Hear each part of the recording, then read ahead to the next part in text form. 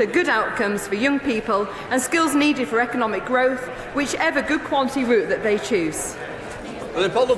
On the government's own figures, the percentage of state school pupils getting a higher education place by ethnicity is Chinese 72%, Asian 55%, black 49%, mixed heritage 41%, and white 33%. Is the government concerned about these widening disparities? And if so, what is it going to do to level up university entry? Thank you, Mr. Speaker. As a meritocrat, I don't believe in positive discrimination, but a society where people are judged on their character and ability. Access to HE should be based on a student's attainment and their ability to succeed rather than their background. Now, 2021 saw a record high number of white students who received free school meals progress onto higher education, as I said. But since then, since the report of the White Working Class Pupils Have Been Let Down report, we've tasked the Office for Students to refresh their entire access and participation and to look into this. Question number 6, please, Mr. Speaker. Minister. Thank you, Mr. Speaker. For pupils with complex needs, high needs education funding is increasing by £1 billion in 2022 and 23 financial year, bringing total needs funding to £9.1 billion. The department also provides £27.3 million per annum to deliver grants to support low-income families raising disabled or seriously ill children and young people. I very much welcome that answer and that support, but constituents who are parents of disabled children so often tell me that they feel it's like an obstacle race and there are so many hurdles put in their way to get the support they need for their children, both at home and at school. Can the government make it easier to access this essential SEND support? My honourable friend raises an important question. Now, the SEND and AP Green Paper proposals aims to improve experiences and outcomes of children and young people with SEND and within a fairer and more sustainable system. We are investing £301.75 million jointly with the Department of Health and Social Care to transform Start for Life and family support services in 75 local authorities across England. The worst cost of living crisis in memory, it is becoming increasingly difficult for parents to provide important life experiences for their children. Springfield House in Birmingham is a wonderful SEND school which many students across Coventry North West attend. For many years now, they've provided away nights for pupils, giving children the chances to spend time away from home with their peers in a safe environment. Now, because of government cuts, this away night is being axed. So will the Minister speak to her counterparts in the Department of Education to ensure that families in Coventry do not lose this much-needed service? I thank the honourable lady. The government's doing some amazing work, and if I can just point her and constituents from across the House to a fantastic website that we have, which is governmentsupport.co.uk, where it demonstrates the great services open to people who are having difficulties at the moment. The Topicals, Sarah Green, Topicals. Thank you, Mr. Speaker. I recently met... Middle of the wall. Mr. Speaker, I'm delighted to have been appointed as Minister for Women and Equalities. As the Prime Minister said yesterday, this government will bring compassion to the challenges we face, put people's needs above politics and reach out to communities across the country. My priority will be delivering our groundbreaking Inclusive Britain strategy, our cross-government work to improve the lives of disabled people and breaking down barriers to opportunity for people from all backgrounds up and down the UK. Sarah Green.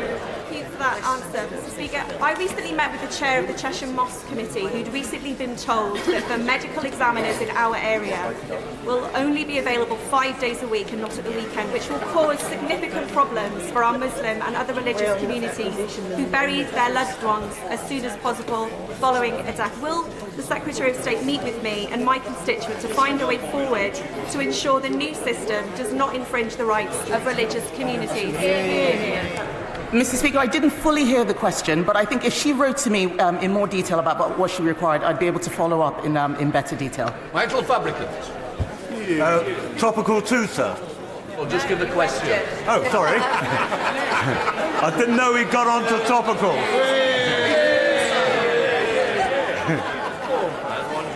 So, back in the 1990s, a colonel in the Royal Marines once said to me he would rather have a gay Marine alongside him who can shoot straight than a straight Marine who can't. Now, my right honourable friend will know that there was much persecution of gay people in the armed forces. Can she update us on how the LGBT Independent Veterans Review is getting on? Thank you, Mr. Speaker, and I thank my honourable friend for that question. I can tell him that under Lord Etherton as chair, this important and independent review has launched a call for evidence on the experiences of LGBT veterans who served between 1967 and 2000, when LGBT people were barred from openly serving in the armed forces. Vicky Bolscroft. Thank you, Mr. Speaker. Why was the post of Minister for Disabled People demoted? What message do we think that this sends to disabled people who already feel like an afterthought from this government? And will the government reverse this decision immediately? This continues to be an important ministerial post in government. The Secretary of State will have strategic oversight, but let me leave the lady in no doubt about how important this issue is to this government. 1.3 million more people in work, billions more in funding for children with SEND needs, a new BSL Act, Down Syndrome Act and special rules for end of life. This continues to be a very important area to this government. Virginia Crosby. Thank you, Mr. Speaker. I'm delighted that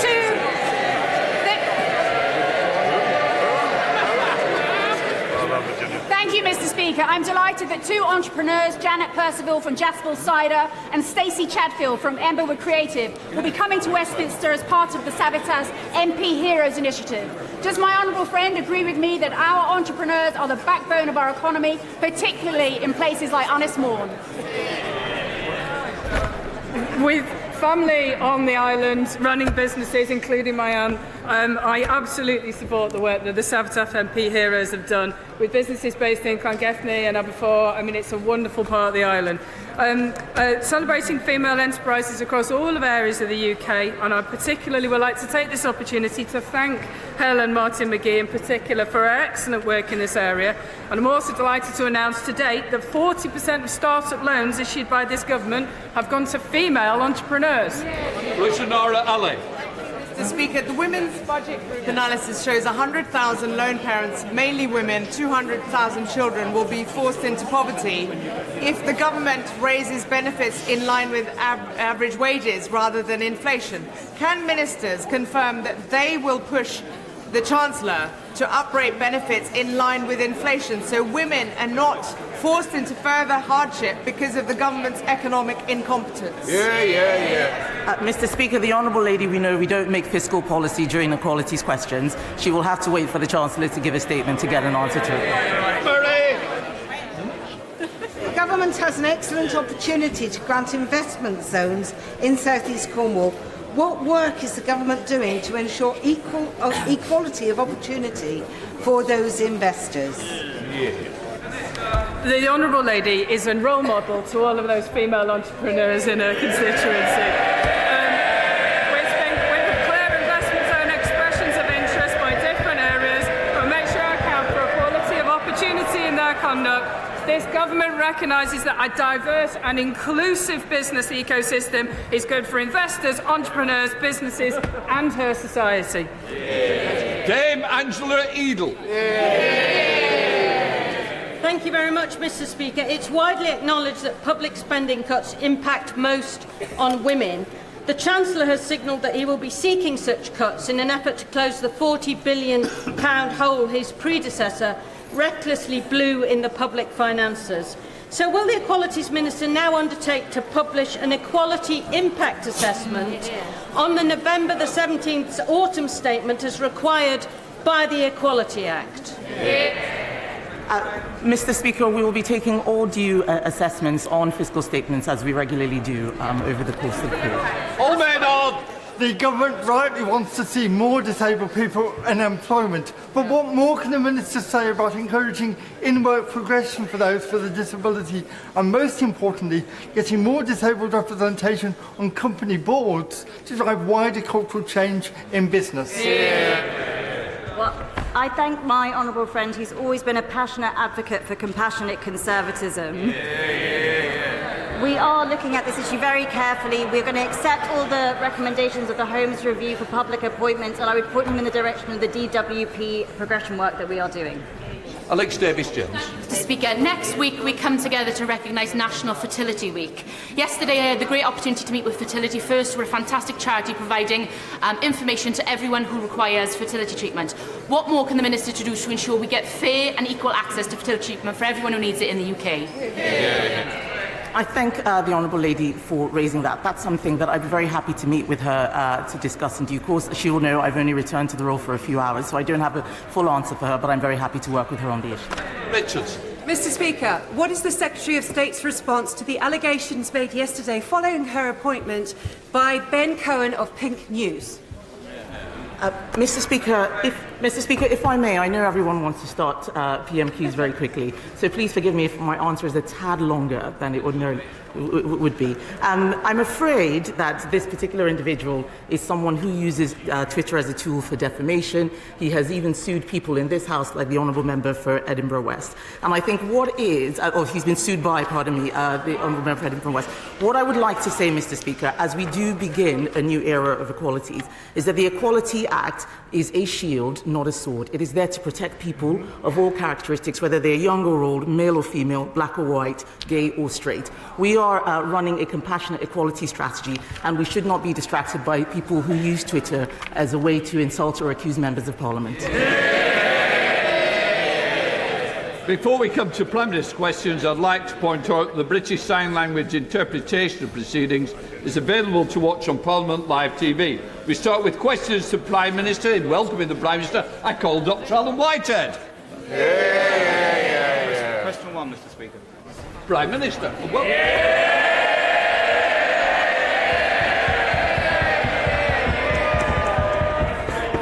Mr. Speaker, can I just say, don't damage the furniture. Cheering by all means, but don't damage. Come on.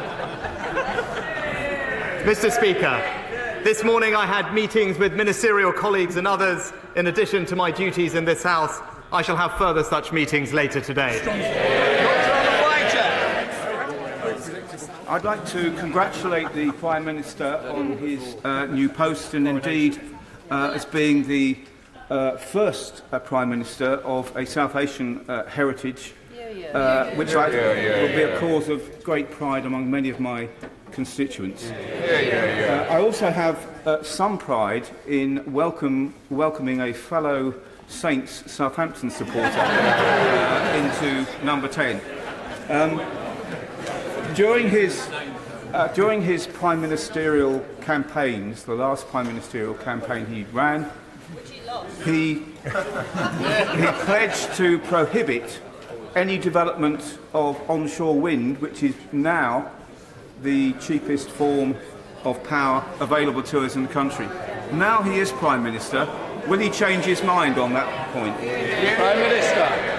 Well, Mr. Speaker, I thank the honourable gentleman for his kind words and look forward to seeing him at St Mary's. Although I know my friend, the Leader of the House, may have something to say about our love of Saints. Look, when it comes to energy policy, I stick by what we said in our manifesto, Mr. Speaker. The important thing is, though, to focus on our long-term energy security. That means more renewables, more offshore wind, and indeed more nuclear. That's what this government will deliver.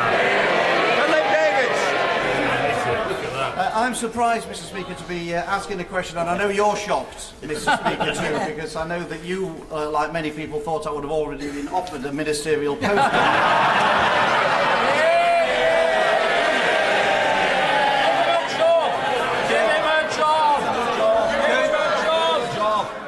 Let me tell you, I didn't hold my breath. Philip Davis.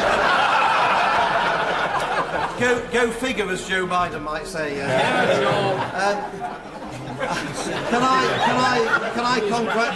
I congratulate my right honourable friend on becoming Prime Minister? He's absolutely the right person for the job, and I wish him every success in post, and as he knows, he's got my full support.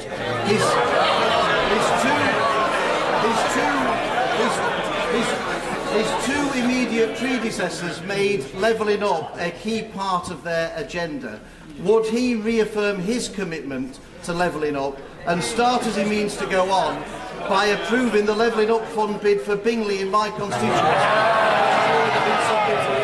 Well, I'm grateful to my honourable friend for his warm remarks. I can confirm he must be the only person, Mr. Speaker, who texted me to say that he did not want a job in the last 24 hours. But I can give him my cast iron commitment to levelling up, particularly in Yorkshire, which he and I share. Obviously, he'll know I can't comment on individual bids, but by the end of the year, an announcement is expected on the success, and I wish him every luck with that. Let's come to the Leader of the Opposition, Keir Starmer. Thank you, Mr. Speaker, and may I welcome the Prime Minister. The first British Asian Prime Minister is a significant moment in our national story. And it's a reminder that for all the challenges we face as a country, Britain is a place where people of all races and all beliefs can fulfil their dreams. That's not true in every country, and many didn't think that they would live to see the day when it would be true here. It's part of what makes us all so proud to be British. Was his Home Secretary right to resign last week for a breach of security? Prime Minister. Well, Mr. Speaker, can I thank the honourable gentleman for his kind and indeed generous welcome to the dispatch box. I look forward to Prime Minister's question time with him, and I know that we will have, no doubt, robust exchanges, but I hope that they can also be serious and grown up. So I look forward to it. Well, he asked about the Home Secretary. The Home Secretary made an error of judgment, but she recognised that. She raised the matter and she accepted her mistake. And that's why I was delighted to welcome back into a united cabinet that brings experience and stability to the heart of government. And let me tell you, Mr. Speaker, what the Home Secretary will be focused on. She'll be focused on cracking down on criminals, on defending our borders, while the party opposite remains soft on crime and in favour of unlimited immigration.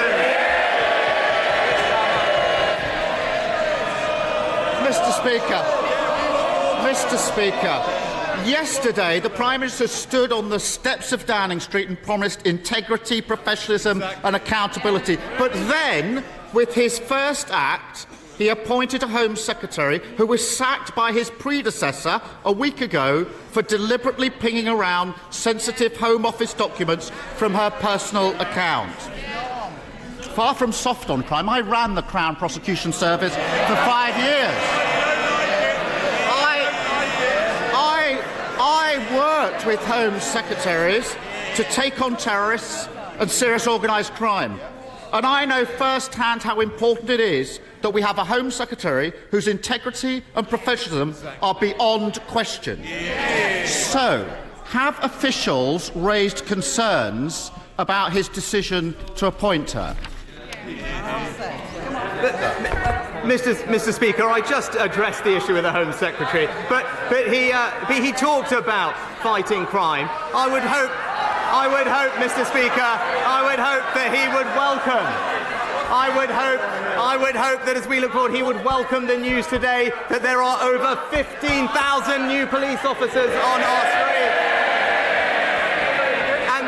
And the Home Secretary will be supporting them to tackle burglaries. While the party opposite will be backing the lunatic protesting fringe that are stopping working people going about their lives. Keir Starmer. Well, Mr. Speaker, I listened carefully. That was clearly not a no. We can all see what's happened here. He's so weak, he's done a grubby deal, trading national security because he was scared to lose another leadership election. There's a new Tory at the top, but as always with them, party first, country second. Yesterday, on the steps of Downing Street, he also admitted what the whole country knows. The Tories have crashed the economy, and now somebody has to pay for their mess. I say it shouldn't be working people who've been hammered time and again by this lot, but those with the broadest shoulders must step up. Does he agree? Well, Mr. Speaker, the honourable gentleman talked about party first and country second. Perhaps he could explain to us Why it was a few years ago. He was supporting the member for Islington North.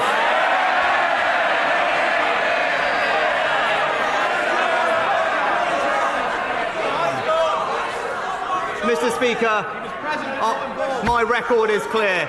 When times are difficult in this country, I will always protect the most vulnerable. That is the values of our compassionate party. We did it in COVID and we will do that again. Mr. Speaker, he says he'll protect the most vulnerable. Let's test that. The government currently allows very rich people to live here but register abroad for tax purposes. I don't need to explain to the Prime Minister how non-dom status works. He already knows all about that. It costs the Treasury £3.2 billion every year. Why doesn't he put his money where his mouth is and get rid of it?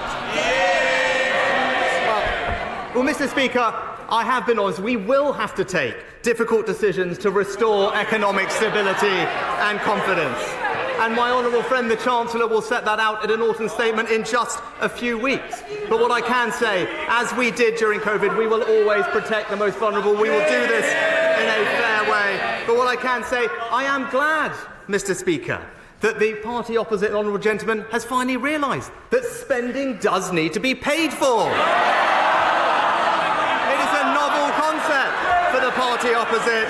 This government is going to restore economic stability and we will do it in a fair and compassionate way. I know he's been away for a few weeks, but he should have listened to what's been going on the last 2. But anyway, I have to say, I'm surprised he's still defending non-dom status. He pretends he's on the side of working people, but in private he says something very different. Over the summer, he was secretly recorded at a garden party in Tunbridge Wells, boasting to a group of Tory members that he personally moved money away from deprived areas to wealthy places instead. Rather than apologise or pretend that he meant something else, why doesn't he now do the right thing and undo the changes that he made to those funding formulas? Well, Mr. Speaker, I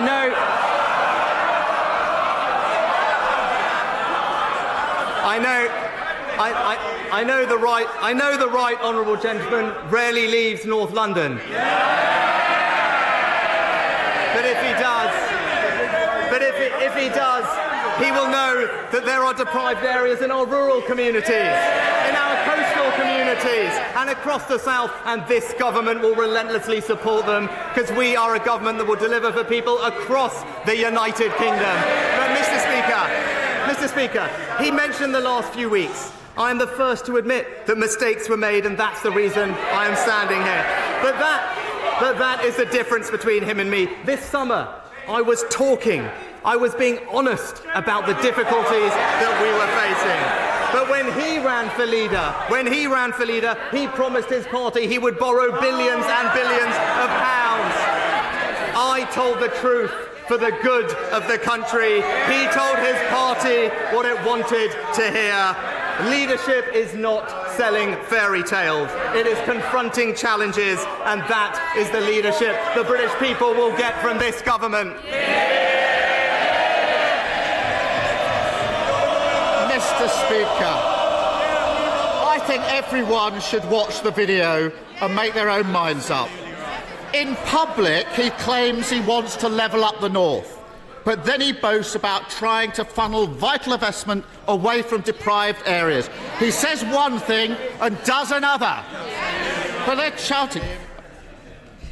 They're not my words. They're not my words. They're the words of the former chair of the Tory party, sacked yesterday for telling the truth about the Prime Minister. Even his own side know he's not on the side of working people. That's why the only time he ran in a competitive election, he got trounced by the former Prime Minister, who herself got beaten by a lettuce. So why doesn't he put it to the test, let working people have their say and call a general election?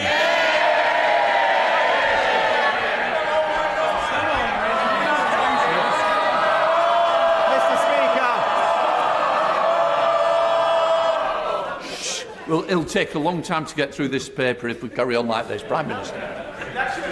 Mr. Speaker, he talks about mandates, about votes, about elections. It's a bit rich coming from the person who tried to overturn the biggest democratic vote in our country's history. Our mandate is based on a manifesto that we were elected on to remind him an election that we won and they lost. A mandate that says we want a stronger NHS, better schools, safer streets, control of our borders and levelling up. That is the mandate that I and this government will deliver for the British people.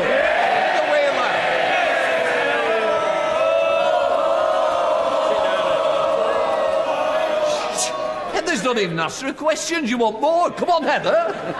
Thank you very much, Mr. Speaker. I'd like to congratulate my right honourable friends and new Prime Minister, and also to thank our previous Prime Minister for the straightforward way she has handled her resignation, and I wish her and her family well for the future. Would my right honourable friend please use this, his first appearance of the dispatch box, to make it clear to the British Medical Council and the British Dental Association that, as well as more training spaces opening up, that they must allow new doctors and dentists to work in the UK so that the good people of South Derbyshire can get treatment on the NHS? Well, I thank my honourable friend for her question. She's absolutely right. I'm pleased that there are 3,500 more doctors and over 9,000 more nurses working this year than last. But she's right, and we are working to simplify the registration for dentists in particular that are not trained here to practice here, and that's how we'll help deliver a long-term workforce plan for the NHS and ensure everyone can get the care they need. Let's come to the leader of the SNP, Ian Blackford. Thank you, Mr. Speaker, and I congratulate the new Prime Minister on becoming the first British Asian to hold the office. The significance and the symbolism of this achievement is to be warmly welcomed by everyone. Mr. Speaker, yesterday on the steps of Downing Street, the new Prime Minister promised to bring, and I quote, compassion to the challenges that we face today. So, on his first full day in the job, let's put that to the test. A winter of uncertainty is coming, and next April we'll see a cliff-edge moment.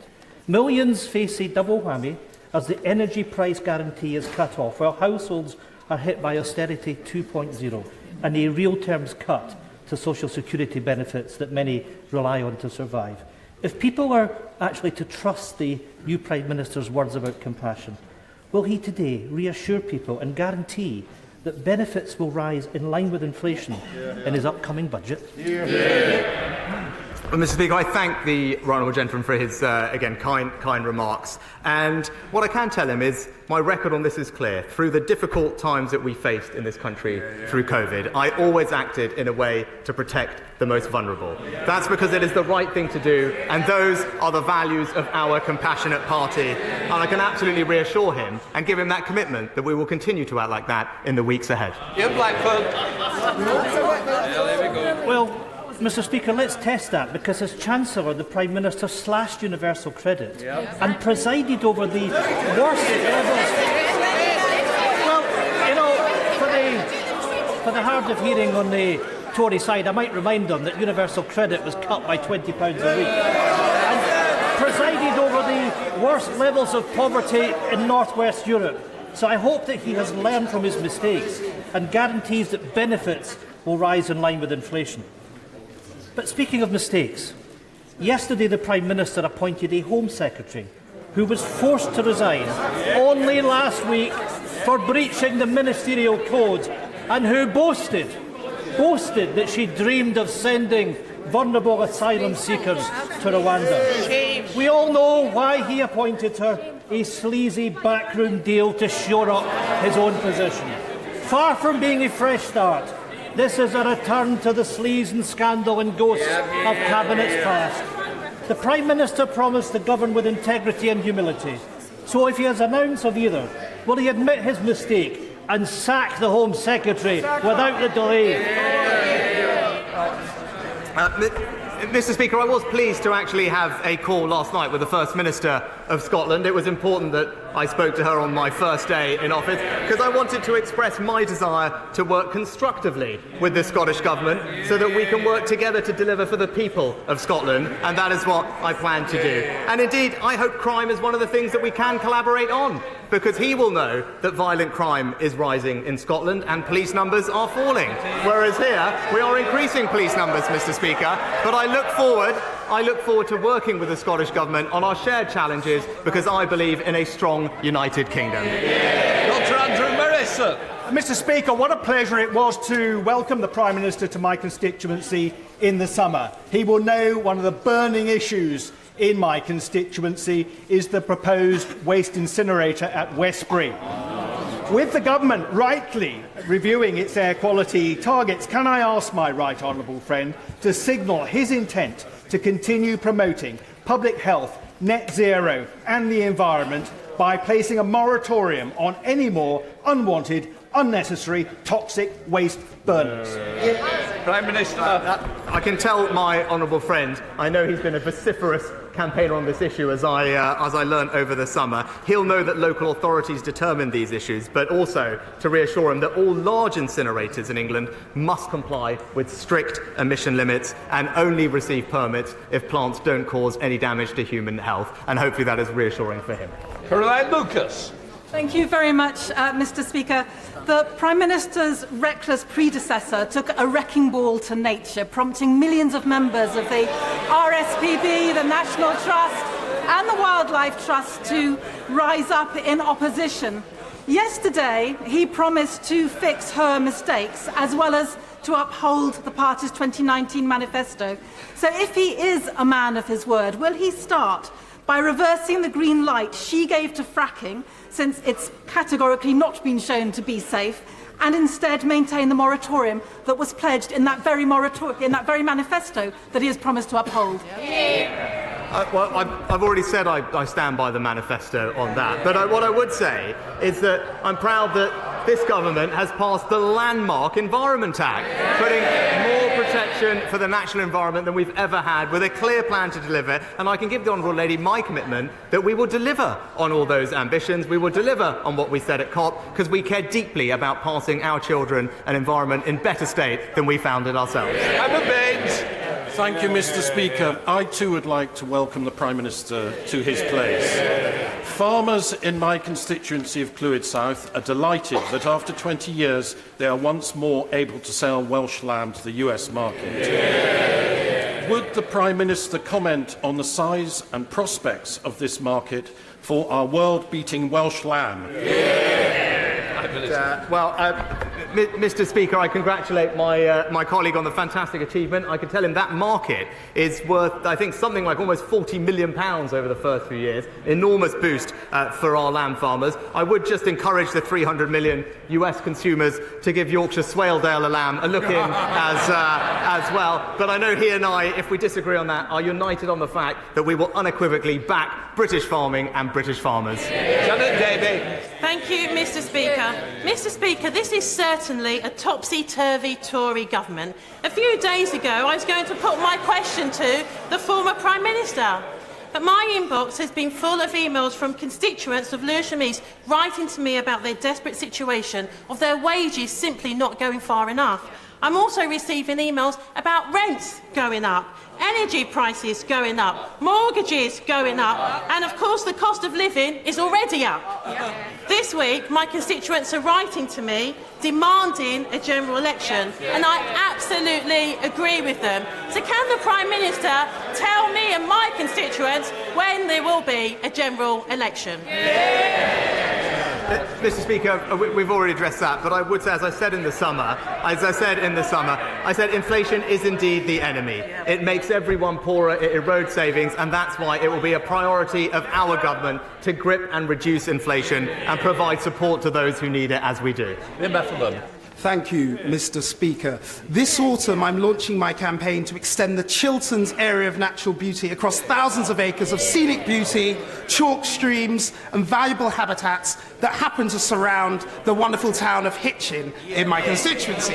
Would the Prime Minister join me in celebrating areas protected by AONB status and indeed support my campaign to potentially extend them in rural Hertfordshire. Well, I thank my honourable friend, because I know this is a matter of great importance to him and his constituents, and he's right to highlight the benefit that natural parks and AONBs can bring to our lives and our well-being. I understand, actually, that Natural England is considering an extension of the Chilterns area of outstanding natural beauty, and I know my honourable friend will be vigorously taking up his campaign with them. Richard Bargall. Thank you, Mr. Speaker, and I welcome the Prime Minister to his place. A nurse would have to work over 20,000 years in order to match the vast wealth of this Prime Minister. The Prime Minister knows only too well that the super-rich could easily afford to pay more in taxes. So rather than announce a new wave of cuts and austerity, wouldn't it be fairer for the Prime Minister to introduce wealth taxes on the very richest in our society? Well, Mr. Speaker, we will always support our hard-working nurses, and that's why, as Chancellor, we reintroduced the nurses' bursary and provided more training and introduced actually very strong pay increases. But as I committed to previously, as we approach the difficult decisions that confront us, we will do so in a way that is fair and is compassionate, because those are our values, and that's what we will deliver. Thank you, Mr. Speaker. I welcome my right honourable friend's determination to be straight with people about the challenges we face as a country. Last week, the Care Quality Commission State of Care report on state of care in England showed our health system in gridlock. And I hear the same from my constituents, struggling to see a GP or waiting for treatment. So can I urge him to make unblocking the NHS a priority for him and his Health Secretary? My honourable friend knows this subject obviously very well from her own experience, and I thank her for the work she did previously in the department. She's absolutely right about the challenge that confronts us. It's why we've put billions of pounds into busting the backlogs and the elective recovery fund, and are delivering funding and staffing to do that. But I look forward to working with her to deliver what we said in our manifesto, and that is a far stronger NHS. Alan Smith. Thank you, Mr. Speaker. I'd add my own congratulations to the Prime Minister on his appointment. We might not agree on everything, but I think we can all agree a more diverse politics can only be to the good. Now, we in these benches believe that Scotland's best future is independence in Europe.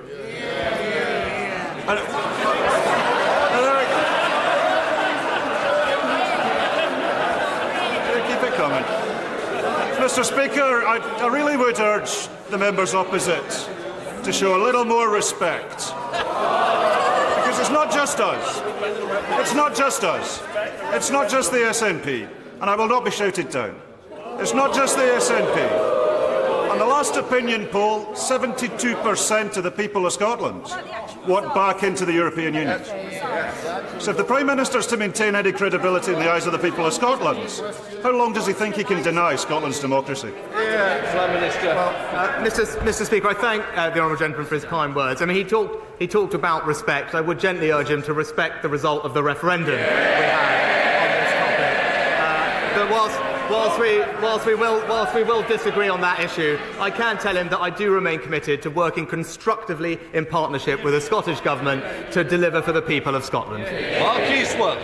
Thank you, Mr. Speaker. Last week I visited worried Year 3 and 6 pupils to hear their suggestions to tackle road safety, following a number of serious road accidents outside Boothroyd Academy in Dewsbury. They suggested the council should do more to help, that their parents should walk them to school to reduce traffic, and that commuters should slow down.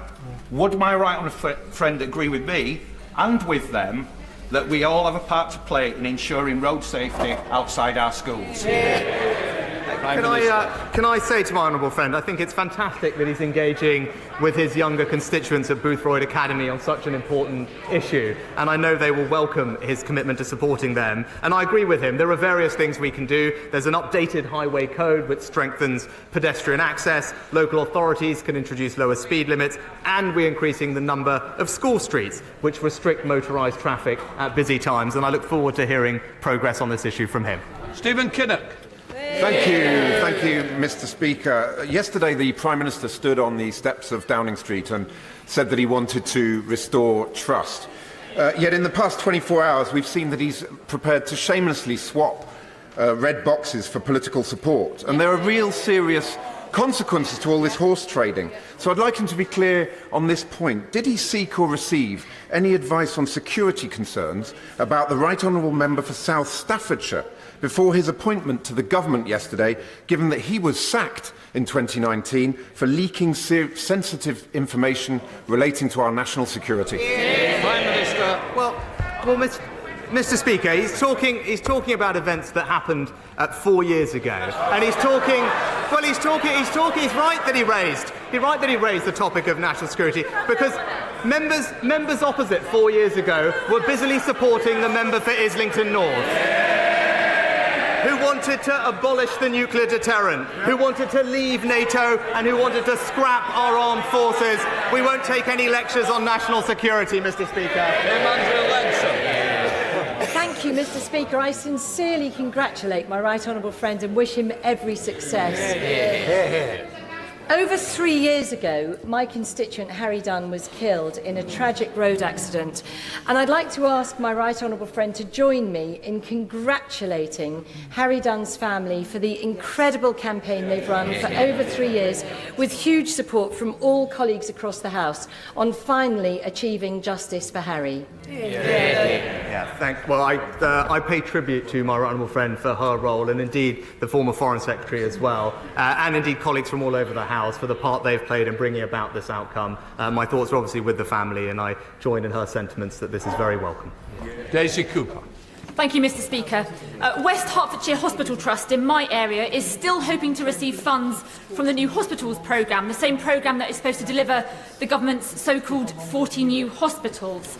There's been a lot of speculation that the new Prime Minister and his Chancellor might seek to cut infrastructure projects. So can the Prime Minister confirm to me that my local hospital trust, as well as all of the other local hospital trusts that are set to benefit from the new hospitals programme, will in fact get that money? Yes or no?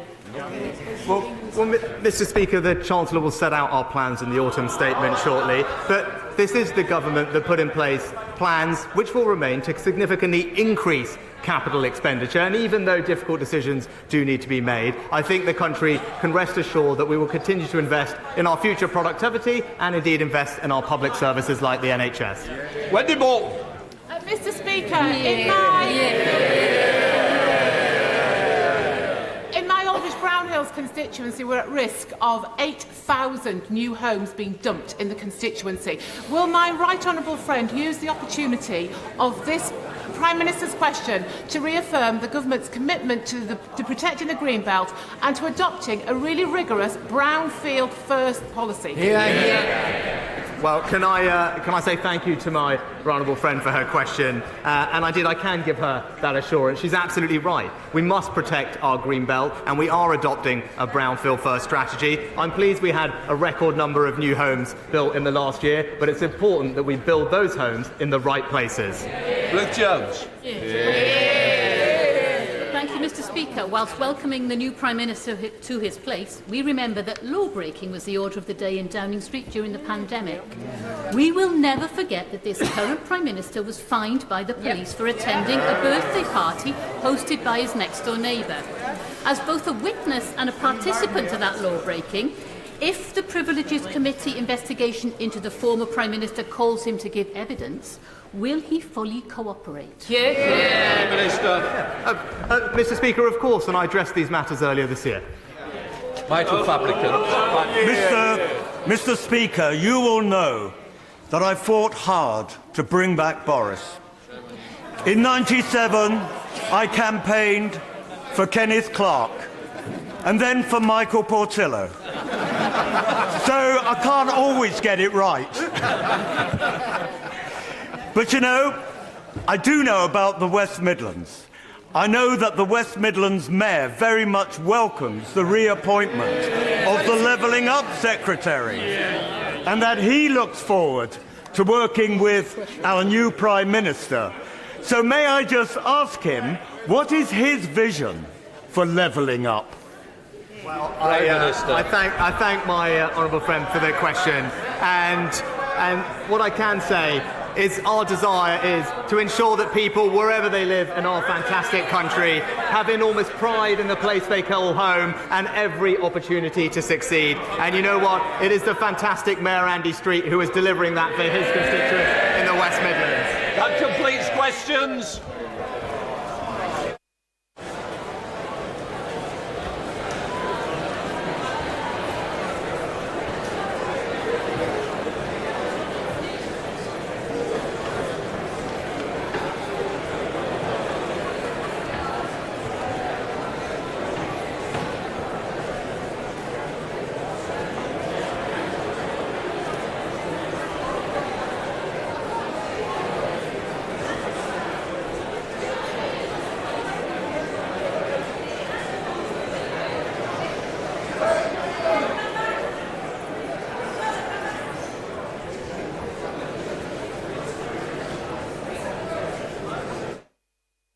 Right, let us come to the urgent question. I call the Shadow Home Secretary, Yvette Cooper. Thank you, Mr Deputy Speaker. To ask a question to the Home Secretary about her resignation and reappointment. Gone away. Minister. Thank you, Mr Speaker. I was disappointed in leaving my last department last night that I'd no longer be seeing the right honourable lady across the dispatch box. I'm so glad she's put that right for me today. She's got a good memory, and as I know she'll recall from last week, that my honourable friend, the member for Bassett Law, said in responding to the question tabled by the right honourable lady, the questions relating to breaches of the ministerial code or related issues are a matter for the Prime Minister and the Cabinet Office, not the Home Office, which is why I'm here, Mr Speaker, answering the question today, and not the Home Secretary. Mr Speaker, my honourable friend, the member for Bassett Law, set out the circumstances regarding the departure